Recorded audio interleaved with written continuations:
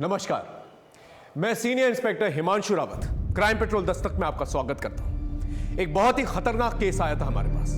किसी का मर्डर किया गया था पूरी मास्टर प्लानिंग के साथ। किसने किया था ये मर्डर, क्यों किया था, कैसे किया था, कई सवाल थे। इतनी मास्टर प्लानिंग के साथ मर्डर किया गया था, ऐसा तो पॉसिबल ही नहीं है कि कोई दस्तक ना हुई है। हम भी जानने को बेचैन थे कि इस मर्डर के पीछे क्या राज है। और यकीन मानिए, जितनी विचित्र ये हत्या थी उससे ज्यादा शॉकिंग इससे जुड़ी हुई कहानी थी।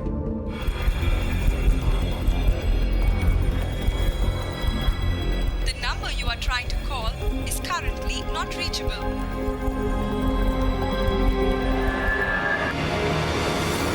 जी अच्छा ठीक है। क्या? नहीं माँ, रीना वहां भी नहीं है। क्या? अब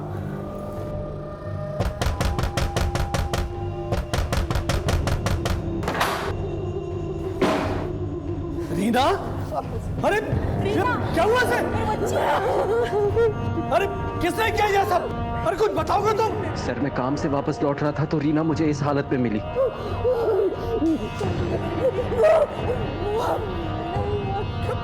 मैंने भी पूछा लेकिन कुछ बता नहीं पा रही है।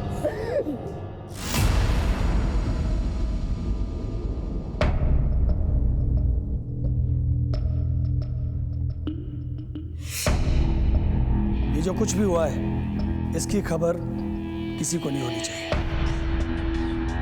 मैं अगले हफ्ते रीना की शादी करवा दूंगा। बदनामी की ये कहानी इस चार दीवारी के अंदर ही रहनी चाहिए।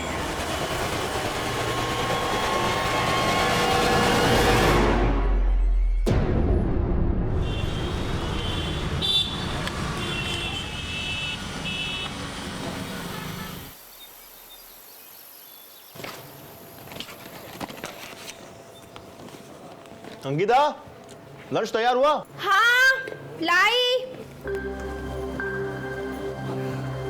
आज आप कितने बजे तक आ जाएंगे? वही रोज की तरह 7 बजे। मैं भगवान से प्रार्थना करूंगी कि आज आपका काम हो जाए, प्रॉपर्टी की कोई बड़ी डील फाइनल हो जाए। काम प्रार्थना से नहीं, कोशिश से बनता है। चलता हूं।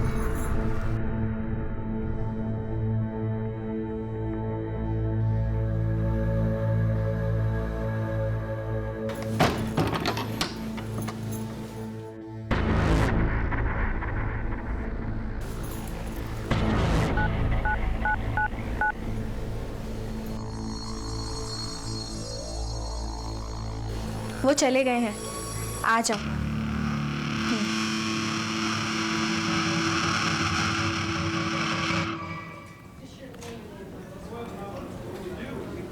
हाँ बेटा, मैंने सारे डिटेल्स भेज दिए, ईमेल चेक कर लेना। सर। हाँ मनीष। सर, ये आनंद सिन्हा है, ये अपनी पत्नी की मिसिंग रिपोर्ट लिखाने आए। बैठिए। सर, रीना नाम है इसका। सर, आज सुबह घर से निकली थी सेक्टर 29 के मार्केट से सामान लाने के लिए। जब काफ़ी देर तक नहीं लौटी और मैंने कई बार कॉल किया तो उसका फ़ोन स्विच ऑफ आ रहा है। दोस्तों और परिवार वालों से पूछताछ की? सर, हमारा कोई दोस्त है ही नहीं। क्या मतलब? कहाँ से आप? कटवाल गाँव। सर, रीना का अतीत बड़ा ही अशांत रहा है। कुछ साल पहले रीना के परिवार में आपसी दुश्मनी के कारण रीना का रेप हुआ था। रीना के चचेरे भाई जग्गू ने किया था उसके साथ ये दुष्कर्म। इस हादसे के बाद रीना अपने पिता अमृतपाल के लिए अपमान का दाग बन चुकी थी। मैं अगले हफ्ते रीना की शादी करवा दूंगा। लेकिन रीना और मैं कॉलेज में साथ पढ़ते थे और एक दूसरे से प्यार करते थे, जिसका पता उसके पिता अमृतपाल को नहीं था। हम लोगों ने भागकर शादी करने का फैसला किया और यहाँ आकर शादी कर ली। उसके परिवार वालों ने तुम्हें ढूंढने की कोशिश की या रीना ने अपने माँ बाप से मिलने की कोशिश की? सर, रीना ने तो नहीं, लेकिन मैं गया था अमृतपाल से मिलने के लिए, उनसे माफ़ी मांगने के लिए। माफी? अरे मेरा बस चले तो तुझे और रीना को जिंदा गाड़ दूं मैं। सारी दुनिया में मेरा तमाशा बना के मुझसे माफी मांगने आया तू? अरे मर चुकी है रीना, मेरे लिए मर चुकी है। और सुन, चुपचाप निकल जा यहां से और दोबारा यहां आने की गलती मत करना। अगर दोबारा आया तो यहां से जिंदा वापस नहीं जाएगा। निकल यहां से।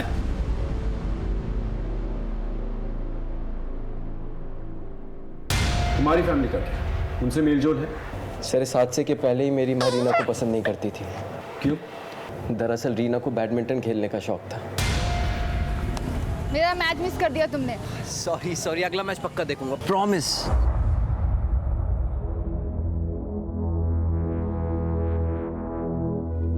आनंद, तुम्हें कितनी बार कहा है मैंने, हमारी घर की होने वाली बहू इस तरह के खेल कूद में हिस्सा नहीं लेगी, जहाँ पर खेल कम और टंगे ज्यादा देखते हैं। देखने वालों की नजर पे है माँ जी। अपने बच्चे को दूध पिलाती माँ को भी लोग बुरी नजर से देखते हैं। आनंद, फैसला कर ले, तुझे मेरे साथ रहना है या इसका साथ निभाना है।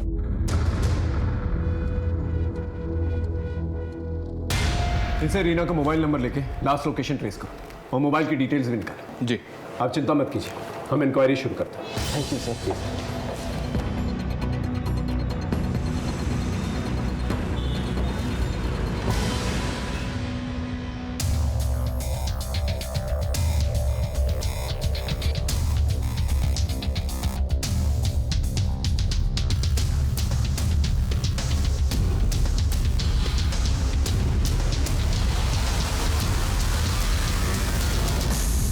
सर, रीना की last location sector 29 central market में ही थी। वहां लोगों से इंक्वायरी की, लेकिन किसी ने भी रीना को पहचाना नहीं। कोई सीसीटीवी फुटेज? नहीं सर, लगता है जैसे हवा में गायब हो गई। आनंद की माँ से भी पूछा, हम नहीं जानते उसकी जिंदगी में क्या चल रहा था और नहीं जानना चाहते। कहीं रीना के लापता होने का कारण उसके साथ वो हादसा तो नहीं? लेकिन सर, आनंद के मुताबिक पिछले 2 साल से रीना अपने परिवार से मिली तक नहीं है। फोन लगा के देखो क्या जवाब है।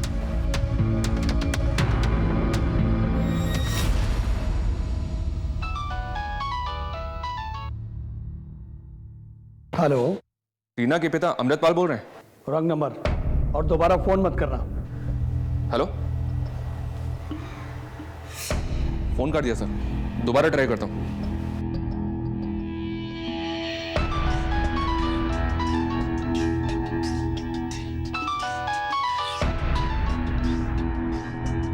देखिए, मैं गाजियाबाद पुलिस स्टेशन से पीएसआई मनीष सिंह बोल रहा हूँ। आपकी बेटी रीना के गायब होने की रिपोर्ट लिखवाई है उसके पति आनंद ने। कुछ पता है आपको इसके बारे में? मैंने कहा ना, मुझे कुछ नहीं पता और ना पता करना है। आदमी काफी टेढ़ा लग रहा है सर।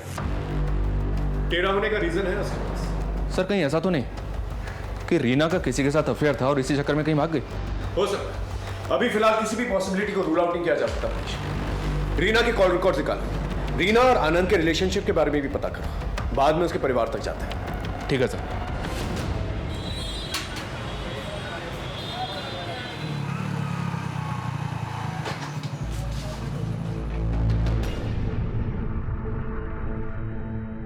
अंकिता कहाँ चली गई?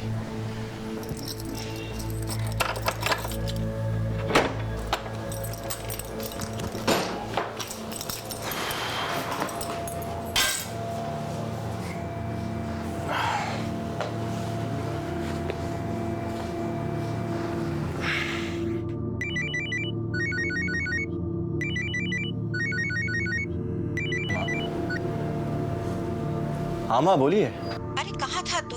कब से फोन लगा रही हूँ तेरा। अंकिता कहाँ है? 2 घंटे हो गए, फोन नहीं उठा रही। सब ठीक तो है ना बेटा? हाँ माँ, सब कुछ ठीक है। वो अंकिता बाजार गई होगी। काम कैसा चल रहा है तेरा? बस ठीक चल रहा है माँ, थोड़ा समय जाएगा संभालने में। अच्छा, आप ये बताइए, जो मैंने आपसे कहा था, आपने उस बारे में कुछ सोचा?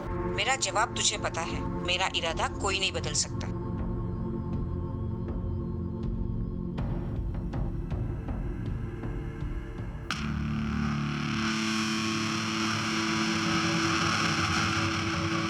अरे आप आज जल्दी आ गए। अंकिता, कहाँ थी तुम? माँ तुम्हें कब से फोन लगा रही है, तुम फोन क्यों नहीं उठा रही हो?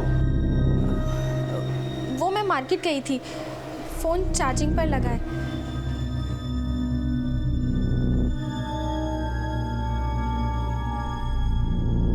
साहब, आनंद और रीना यहाँ 2 साल पहले रहने आए थे। वैसे तो दोनों खुशहाल ही रहते थे, लेकिन बच्चे के पैदा होने के बाद दोनों लड़ने झगड़ने लगे थे। चुप, एकदम चुप, बहुत जुबान चलने लगी है तेरी।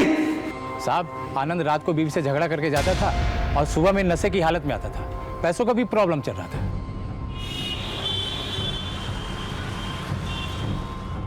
सर। हाँ मनीष। आनंद के पड़ोस में पता किया मैंने, आनंद की शादीशुदा जिंदगी ठीक नहीं चल रही थी। कहीं ऐसा तो नहीं कि इन्हीं हालातों से परेशान होकर रीना कहीं भाग गई? मैंने भी यही अंदाजा लगाया था मनीष, लेकिन शायद वो अपने छोटे बच्चे को छोड़कर कहीं जाए ना। रीना का पास काफी अशांत है। हो सकता है उसके लापता होने का तार उसके गांव कटवाल से जुड़ा।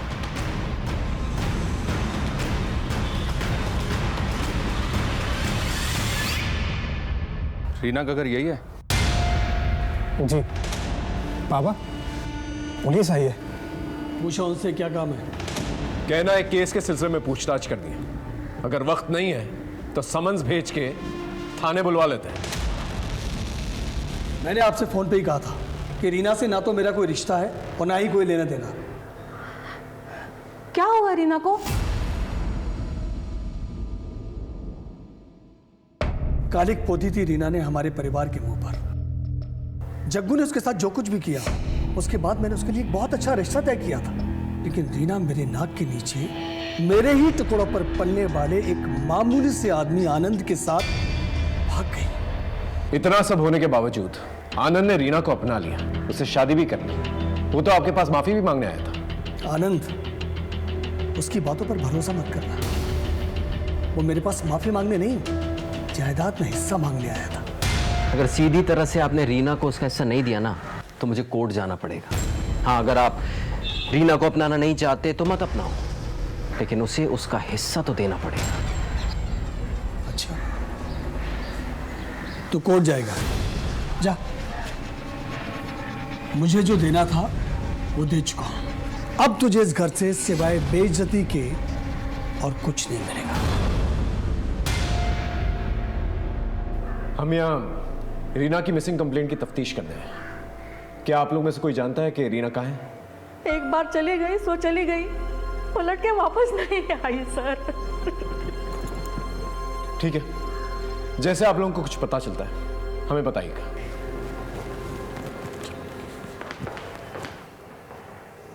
कहीं आपने जग्गू की तरह रीना को भी? इस आनंद ने हमसे झूठ कहा। मैं गया था अमृतपाल से मिलने के लिए, उनसे माफी मांगने के लिए। अगर इनकी बात माने तो ये मामला कुछ और ही है सर। हो सकता है कि आनंद ने ही रीना के साथ कुछ कर दिया हो सकता है। तुम इस आनंद से दोबारा पूछताछ करो, तब तक मैं इनकी फैमिली हिस्ट्री समझने की कोशिश करूँ। Okay sir. सर, वो अमृतपाल झूठ बोल रहा है। सर, आप तो मिले होंगे ना उनसे, जान ही गए होंगे कैसे लोग हैं वो। सर, वो अमृतपाल जमाने जोड़ने के अलावा कुछ नहीं जानता। तहसील में रहकर उल्टे सीधे तरीकों से कितने लोगों की जमीन जायदाद हड़पी है उसने, यहाँ तक कि अपने भाई तक को नहीं छोड़ा। और सर, आपको मुझ पे भरोसा नहीं है ना, तो आप गांव जाकर उनकी फैमिली से पूछ सकते हैं।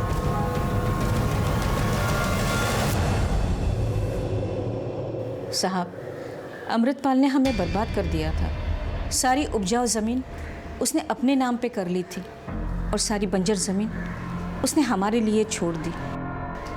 इस बात को लेकर जब मेरे बेटे जगन्नाथ ने आवाज़ उठाई तो अपनी ही बेटी के बलात्कार की झूठी केस में उसे फंसा दिया। मुझे आज भी याद है।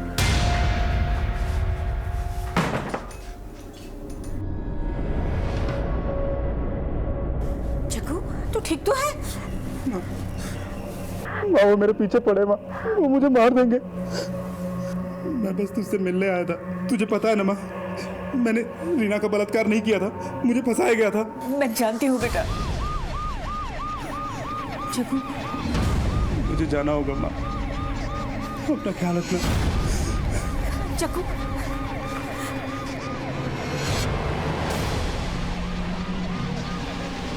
जब वो जेल से बाहर आया तो अमृतपाल ने मुख भरी करके उसे पुलिस के हाथों मरवा दिया। हम पुलिस वाले कानून के दायरे में ही रह के काम करते हैं, और पहले गोली आपके बेटे ने चलाई।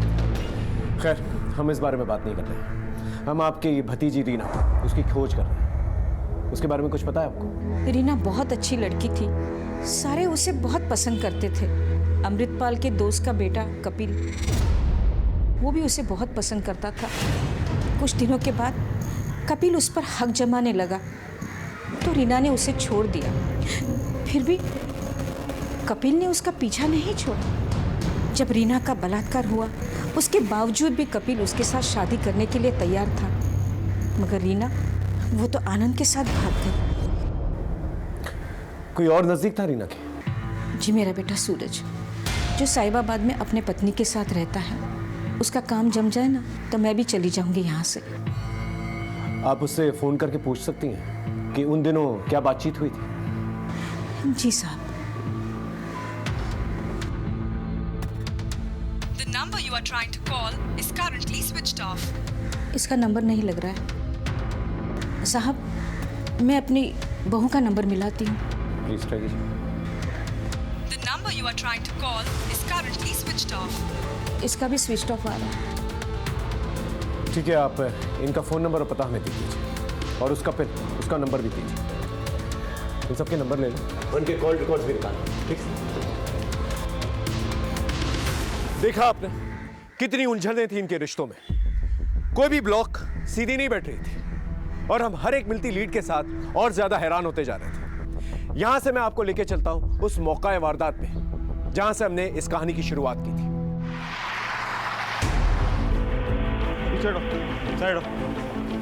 फोन किसने किया था? सर मैंने फोन किया था आपको।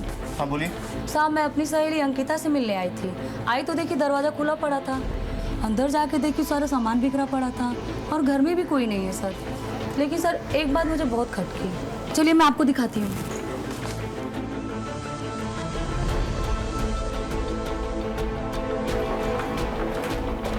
सर ये दरवाजा अंदर से लॉक है। शुक्ला छोड़।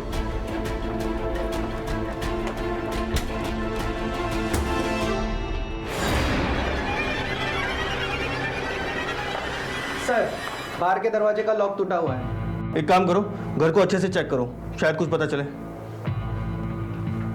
यहाँ और कौन कौन रहता है? सर अंकिता और उनके हस्बैंड कुछ ही महीना पहले शिफ्ट हुए सर।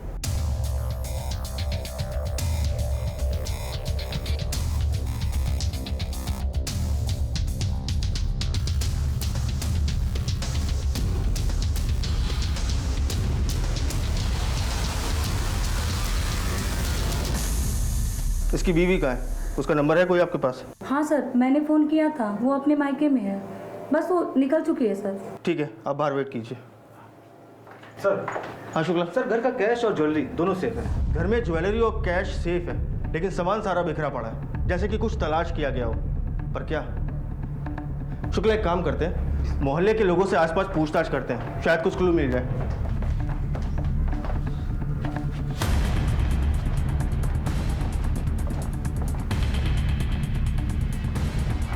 कातिल को हमला करने के लिए इस ऊंचाई तक चढ़ना पड़ा होगा। सिंह आसपास चेक करो, देखो कुछ मिलता है क्या। चेक करो।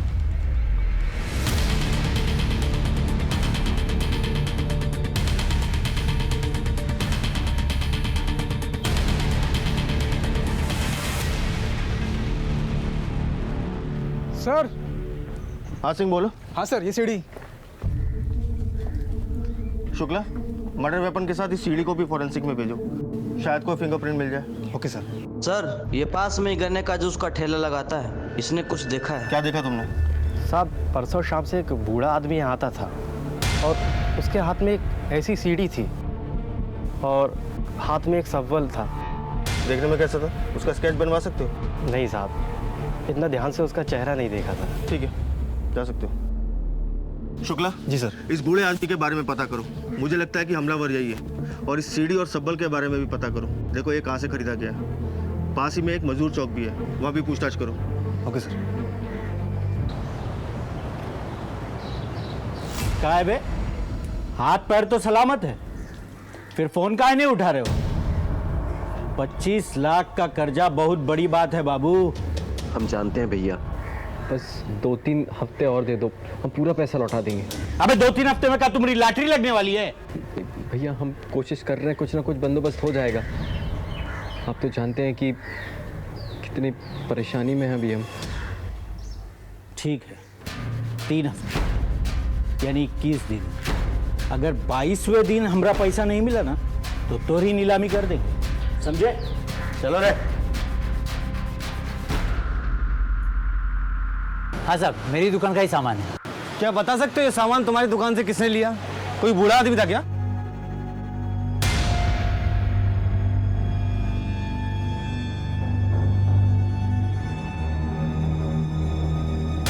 हाँ साहब बूढ़ा आदमी था। आप उस बूढ़े आदमी का स्केच बनवा सकते हो? इतना साफ तो याद नहीं है साहब मुझे। ठीक है, थैंक यू। कांस्टेबल एक काम करो, इस एरिया के सारे सीसीटीवी फुटेज चेक करो, कहीं ना कहीं कैप्चर तो हुआ होगा। सर मैं 1 हफ्ते के लिए अपने मायके गई थी क्योंकि मेरे पति भी गांव जाने वाले थे। अंकिता, क्या लगता है आपको, आपके पति की हत्या किसने की होगी? सूरज की किसी से कोई दुश्मनी थी? पता नहीं सर, मेरे पति तो बहुत सीधे साधे इंसान थे, प्रॉपर्टी डीलिंग का काम करते थे। लेकिन सर उनका कुछ दिनों से एक समीर नाम के प्रॉपर्टी डीलर से झगड़ा चल रहा था। इनफैक्ट सर उस समीर ने उनको धमकाया भी था। ठीक है अंकिता, अभी आप जा सकती हैं, जरूरत पड़ने पे हम आपको फिर बुलाएंगे। जी सर।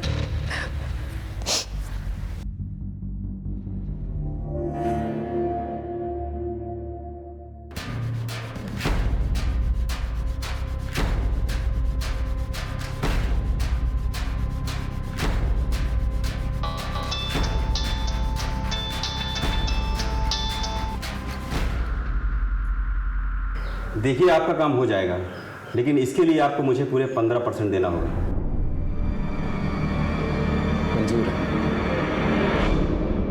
सर सूरज की पोस्टमार्टम रिपोर्ट आ गई है। रिपोर्ट से मालूम चला है कि सूरज की मौत कल दिन में हुई है। सर मर्डर वेपन पर हमें जो उंगलियों के निशान मिले थे, वही उंगलियों के निशान हमें सीढ़ी पर मिले। शुक्ला, इस इन्वेस्टिगेशन के दौरान जिन जिन लोगों से तुम पूछताछ करोगे उन सब के फिंगरप्रिंट मुझे चाहिए। जी सर। सूरज की दुश्मनी किसी समीर नाम के प्रॉपर्टी डीलर से थी। उठा के लाओ समीर को। बताएगा? हाँ साहब, सूरज के साथ मेरा झगड़ा था। वो मेरे एरिया में अपना बिजनेस सेटअप कर रहा था, इसलिए धमकाया था मैंने उसे, लेकिन उसकी मौत में मेरा कोई हाथ नहीं है। तो 5 सितंबर को कहा था तू? जीटी रोड पर शिवा रिसोर्ट है, अपने दोस्तों के साथ पिकनिक मना रहा था। पता कर लीजिए आप। वो तो हम पता लगा ही लेंगे, लेकिन जब तक इस केस में हमें कुछ और पता नहीं चल जाता तू यहीं रहेगा। सर। हाँ शुक्ला। सर गाजियाबाद थाने से सूरज की पूछताछ के लिए टीम आई है। गाजियाबाद पुलिस? तो ये रीना सूरज की कज़न है और 5 सितंबर से गाजियाबाद से लापता है। हम इसे ढूंढते ढूंढते यहाँ तक आ गए। पहले रीना गायब हुई, उसके बाद उसका कज़न सूरज, उसका मर्डर हो गया। मुझे लगता है ये दोनों केस आपस में जुड़े हुए हैं, लेकिन सूरज के केस में अभी तक कोई सुराग हमें नहीं मिला। हमें भी अपनी तफ्तीश में कुछ नहीं मिला। सर, हम लोग रीना और सूरज के कॉल को टैली कर रहे थे। कुछ हफ्तों से ये दोनों एक दूसरे के साथ रेगुलर टच में थे। एक बात और सर, कपिल ने भी रीना को कई सारे कॉल्स किए। कपिल के फोन की लोकेशन रीना के मोहल्ले की दिख रही है। यहाँ तक कि 5 सितंबर को उसी एरिया में वो था जिस दिन रीना गायब हुई। इसका मतलब कपिल रीना पे नजर रखे हुए था और रीना कॉन्स्टेंटली टच में थी सूरज के। अब लगने लगा है ये दोनों केसेस एक दूसरे से जुड़े हुए हैं। सर ये फुटेज। सर ये दिल्ली जाने वाले रास्ते की सीसीटीवी फुटेज।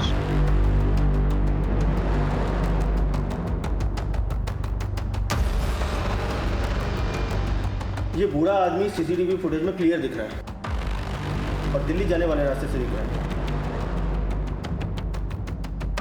और जिस ऑटो से ये निकला था उसका नंबर भी साफ साफ दिख रहा है। शुक्ला, एक काम करो, इस ऑटो को ट्रेस करो और पता लगाओ ये आदमी कौन है। Okay sir.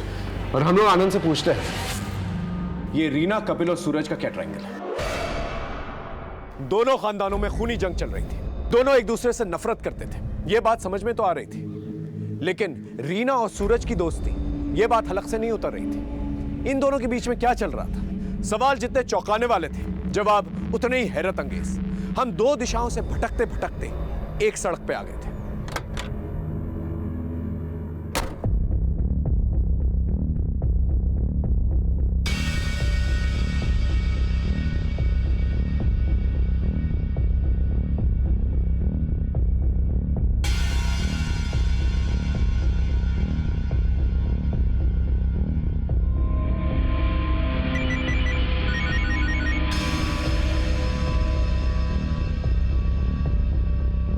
हेलो।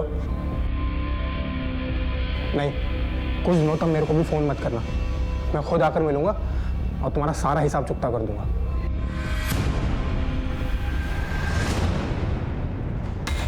क्या सूरज का खून हो गया? सर रीना का कुछ पता चला? वो हम पता कर रहे हैं।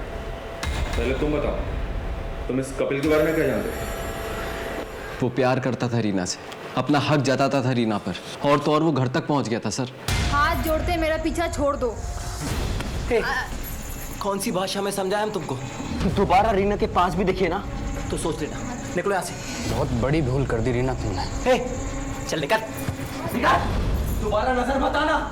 तो ये बात पहले क्यों नहीं बताई हमें? सर मुझे लगा वो क्या कर सकता है, बस इसीलिए। ये कपिल कहाँ रहता है? बहरामपुर। इन दिनों रीना और सूरज के बीच में बहुत बातचीत हो रही थी, क्यों? सर सूरज बहुत अच्छा आदमी था, उनके पूरे परिवार में वही एक समझदार इंसान था। वो रीना के साथ मिलकर अपने और अमृतपाल की फैमिली के बीच सुलह कराना चाहता था। रीना उसका साथ दे रही थी। जिस दिन सूरज का मर्डर हुआ 5 सितंबर, तू कहाँ था? मैं वकील के दफ्तर में था। सारा दिन कागजी कार्रवाई में ही गुजर गया था।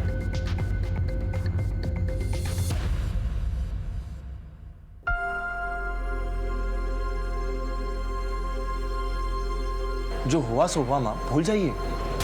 एक नए सिरे से शुरुआत कीजिए माँ। और ले देखिए, एक चाचा जी तो है हमारे, इस नफरत की लड़ाई को हम यही खत्म कर देते हैं।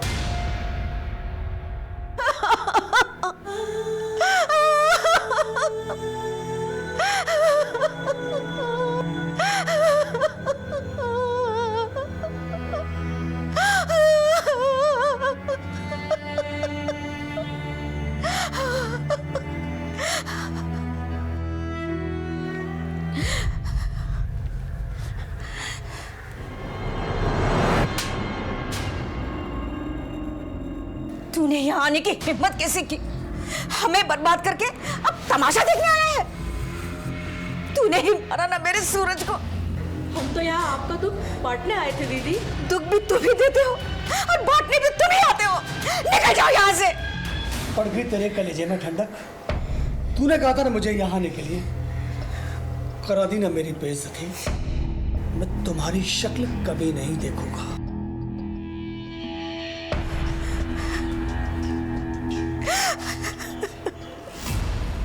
रीना ने तुझे छोड़ दिया, लेकिन तूने रीना को नहीं छोड़ा, क्यों?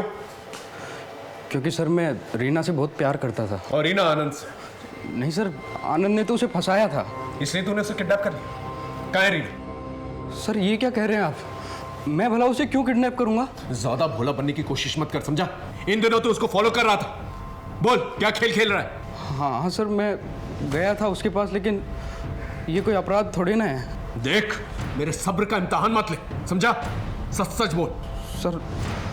सर रीना और आनंद के झगड़े चल रहे थे, तो मुझे लगा कि शायद रीना को अपनी गलती का एहसास होगा कि उसने आनंद को क्यों चुना, और मुझे लगा कि वो मेरी ज़िंदगी में दोबारा वापस आ जाएगी, इसलिए मैं उसके आसपास रहता था। 5 सितंबर को कहाँ था तू? सर मैं अपने गांव हिसार गया हुआ था, तो वहाँ से आया तो मुझे पता चला कि रीना गायब है। तेरी हर एक बात को चेक करेंगे, जरा सा भी छूट निकला ना तो देख लेना। शहर छोड़ के मत जाना कहीं, अब जा। हम हर एक लीड को फॉलो कर रहे थे, सबसे पूछताछ कर रहे थे, दोनों केसेस को जोड़कर देख रहे थे, यहां की संभावना वहां, वहां के लिंक को यहां, लेकिन कुछ भी हाथ में नहीं आ रहा था। फिर एक ऐसा मोड़ आया जिसने हमारी परेशानी और भी ज्यादा बढ़ा दी।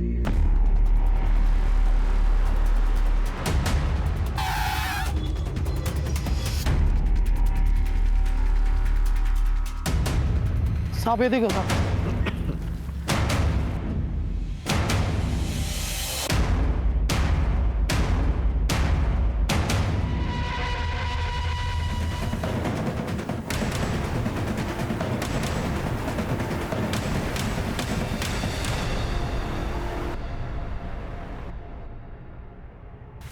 सर, रीना को मारने का किसी के पास क्या कारण हो सकता है? कारण तो है मनीष। अमृतपाल के पास रीना ने भागकर शादी की, कपिल के पास रीना उसके हाथ आते आते निकल गई, और आनंद के पास इनके बीच में झगड़े जो हो रहे थे। मुझे तो रीना के भाई सचिन पे भी शक है, क्योंकि रीना की मौत से सीधा फायदा है उसका। और इन सबसे हटकर रीना का पास्ट सबसे बड़ा कारण है। लेकिन सर कपिल की अलावा ही चेक किया हमने, वो अपने गांव हिसार में ही था। जरूरी नहीं हर इंसान जो अपना काम खुद ही करे, वो किसी और से भी करवा सकता है। इन दोनों परिवारों के बीच में काफी तनाव था। एक परिवार में जग्गू का इनकाउंटर हो जाता है और सूरज की हत्या, और दूसरे परिवार में रीना की हत्या। इन सब परिवार वालों की एक लिस्ट बनाओ, इन सब पे नजर रखो, इनकी कॉल हिस्ट्री निकलवाओ। कोई तो है जिस परिवार के पीछे पड़ा हुआ है। ये रीना की पोस्टमार्टम रिपोर्ट आई है सर। पोस्टमार्टम रिपोर्ट के हिसाब से मौत सर पे चोट लगने से हुई है, डिफ्यूज एक्सोनल इंजरी, जिसकी वजह से स्कल में क्रैक पड़ गया। परिवार वालों से कुछ पता चला? हमने हर एक मेंबर के कॉल रिकॉर्ड्स और उनकी मूवमेंट्स चेक किए। एक बात सामने आई है सर, ये अमृतपाल दोनों ही मर्डर्स के दिन गाजियाबाद में था और हर बार कुछ घंटों के लिए उसका फोन भी बंद था। सूरज की पत्नी अंकिता की ये बात झूठ थी सर कि वो मायके में थी, जबकि उसका फोन गाजियाबाद में ही राजनगर में एक्टिव था और अक्सर वहीं एक्टिव रहा है। रीना के भाई सचिन के भी कॉल कोड सामने खंगाले सर, उसमें 1-2 नंबर्स ऐसे सामने आए हैं जिन पर इसने उन दिनों कई सारे कॉल्स किए हैं। हम चेक कर रहे हैं। एक काम करो, अंकिता को थाने बुला और इस अमृतपाल और सचिन पे नजर रखो।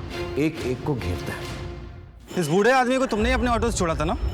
हाँ साहब, इसको यमुना विहार में छोड़ा था साहब। बहुत जल्दी में था साहब। 50 रुपए की जगह सर 100 रुपए दिया। और कोई बात नोटिस की तुमने? सर इसके पास एक ब्लैक कलर की बैग थी साहब। तुम उस जगह ले जा सकते हो जहाँ वो उसे छोड़ा था? जी साहब। चल, ये रहे तुम्हारे कॉल रिकॉर्ड्स। हमसे झूठ क्यों कहा तुमने कि तुम्हारे पति के मर्डर के दिन, जबकि तुम गाजियाबाद में थे, राजनगर में, क्या छुपा रहे? सर वो मेरा किसी के साथ अफेयर चल रहा है। लेकिन तुमने तो कहा था कि तुम्हारा पति एक अच्छा इंसान है, तुम्हारी अच्छे से देखभाल करता है, फिर ये अफेयर?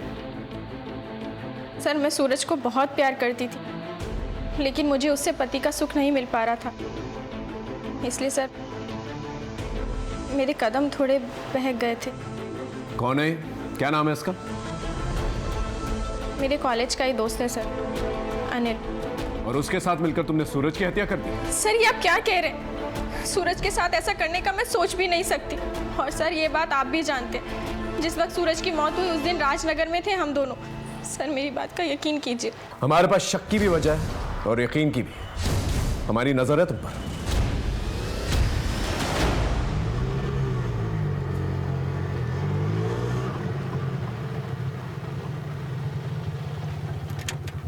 साहब यही वो जगह है। वो बुढ़ा यहाँ पे उतरा और सीधा चला गया साहब।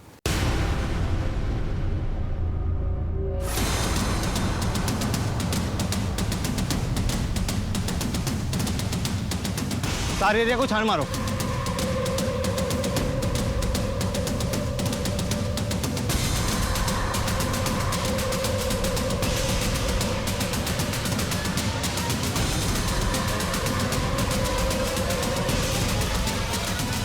सर यहाँ कुछ मिला है?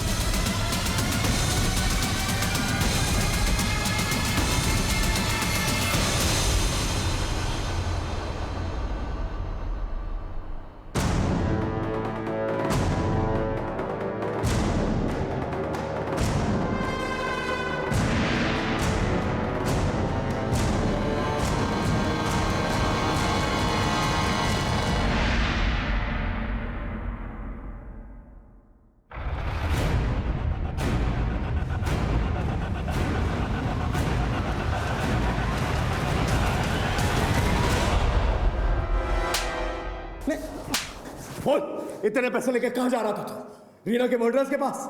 नहीं सर, रीना की हत्या और मैं। तो फिर ये सब क्या है? सर मुझे एक्चुअली प्रोस्टिट्यूट के पास जाने की लत लग गई थी सर। पापा पैसे देते नहीं थे तो मैंने सोने में मिलावट करके पैसा कमाया सर। बस उन्हीं का हिसाब चुकता करने जा रहा था सर। तो फिर भागा क्यों? सर मुझे लगा आप लोग सोने के मिलावट के केस में मुझे पकड़ने आए। सर ये सब मेरे को जग्गू भैया ने सिखाया सर। जग्गू? जिसने तेरी बहन का रेप किया? सर रीना खुद नहीं जानती थी उसका रेप किसने किया। सर उस हादसे के बाद पापा ने उसे घर में कैद कर दिया था और सर हम लोग को बाद में पता लगा कि वो प्रेग्नेंट है, तो पापा ने उसका अबॉर्शन करा दिया और कपिल के साथ उसकी शादी फिक्स कर दी, जिससे किसी को कुछ पता ना चले।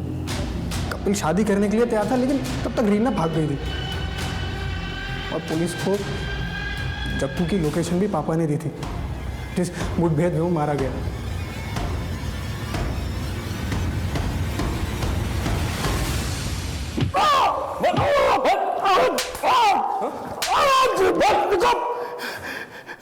क्यों मार रहे हो तुम मुझे इतना? तुमको मालूम है ना कि ये गैर कानूनी है और इसके लिए मैं तुम्हें कोर्ट में घसीटूंगा। कोर्ट जाने लायक बचेगा तब ना। हटा दे। देखो देखो, बता दो, सब बता दो। शुरुआत से बता। अरे जग्गू तू। चाचा तुमने बहुत नाइंसाफी की हमारे साथ। अरे पैसे पैसे का मोहताज बना दिया हमें, लेकिन अब नहीं चलेगा तुम्हारा ये सब। शराब पी के आया क्या है? चल निकल यहाँ से, निकल। छोड़ूंगा नहीं मैं तुम्हें चाचा। मुझे समझ नहीं आ रहा था कि जग्गू से कैसे छुटकारा पाऊं। और फिर एक दिन रीना, अरे क्या हुआ इसे? रीना का बलात्कार किसने किया है ये उसे नहीं पता था। जो हो गया उसे तो नहीं बदल सकता था, लेकिन जग्गू को इस केस में फंसाकर उससे मैं जरूर छुटकारा पा सकता था। इसलिए मैंने जग्गू के खिलाफ FIR दर्ज करा दी। जग्गू गिरफ्तार हो गया, लेकिन इतना सब कुछ होने के बाद रीना का हाथ कोई नहीं थामने वाला था। इसलिए मैंने जमीन का एक हिस्सा रीना के नाम कर दिया। वो जमीन भी मेरी हड़पी हुई थी। इतना लालची आदमी है तो अपनी बेटी के इतने बड़े हादसे को अपने फायदे के लिए इस्तेमाल किया। जग्गू को दोबारा कैसे फंसाया? जेल से छूटने के बाद जग्गू और भी खतरनाक हो गया था और पुलिस का एक वांटेड मुजरिम था। इसलिए मैंने उसकी लोकेशन की इंफॉर्मेशन पुलिस को दे दी। चल अब इतना बता दिया तो ये भी बता दे, रीना और सूरज के मर्डर के दिन तू गाजियाबाद में क्या कर रहा था और तेरा मोबाइल फोन क्यों ऑफ था? दोनों के मर्डर में तेरा हाथ है ना? बोल बोल। नहीं, गाजियाबाद में अक्सर तहसील के काम से जाता हूँ और वहां मुझे अपना फोन स्विच ऑफ रखना पड़ता है। मैंने इन दोनों में से किसी का मर्डर नहीं किया। सर, ये अमृतपाल क्या सच कह रहे हैं? अगर इसका हाथ नहीं है तो फिर किसका हाथ है? क्योंकि इसके अलावा हमारे रडार में और कोई बूढ़ा आदमी नहीं है। हमने रीना और आनंद की पूरी जिंदगी खंगाल ली, सारे एलिबाइज भी चेक कर लिए, कुछ नहीं मिला। कुछ तो मिसिंग है मनीष। सर एक नई इन्फॉर्मेशन हाथ लगी है। सर हम जैसे बूढ़ा आदमी समझ रहे थे, बल्कि बूढ़ा आदमी नहीं, बूढ़े आदमी के भेष में था। उस रिक्शे वाले ने जिस जगह उसको उतारा था उस जगह से हमें कुछ चीजें मिली हैं, जैसे जले हुए बाल और बैग।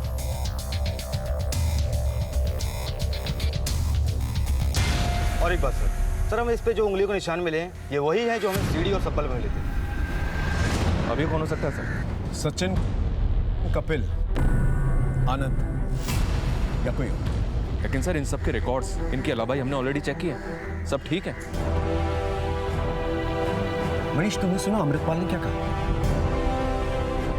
कुछ स्टेटमेंट्स बड़े काम के होते हैं। एक काम कर मनीष। Okay sir.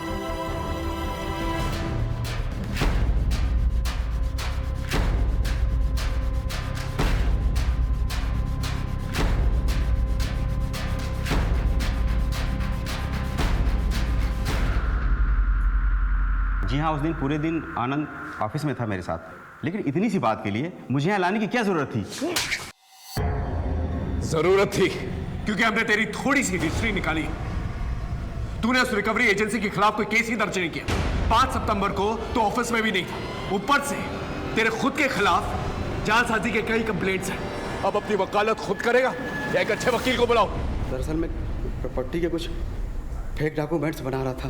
किसके प्रॉपर्टीज के?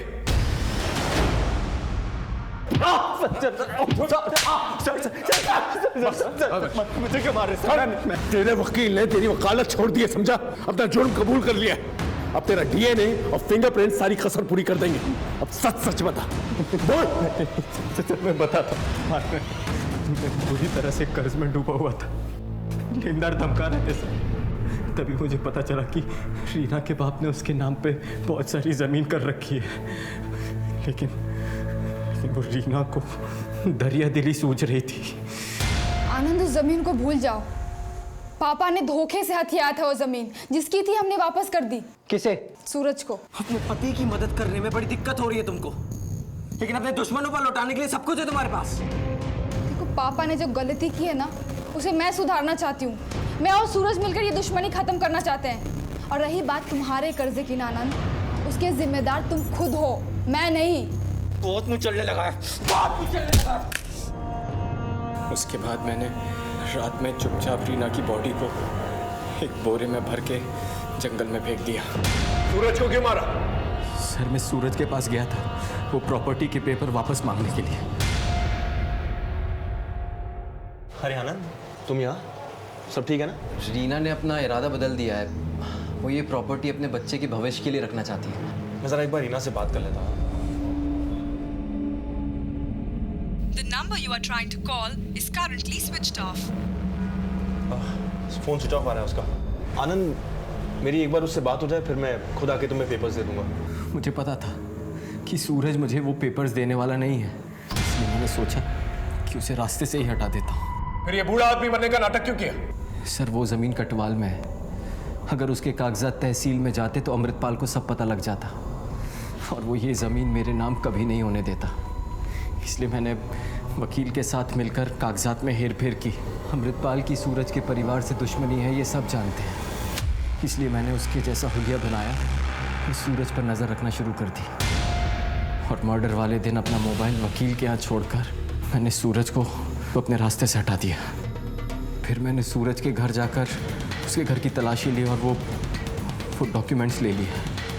यमुना विहार में जाकर मैंने अपनी वेग और मेकअप का सारा सामान जला दिया। रीना का बलात्कार क्यों किया?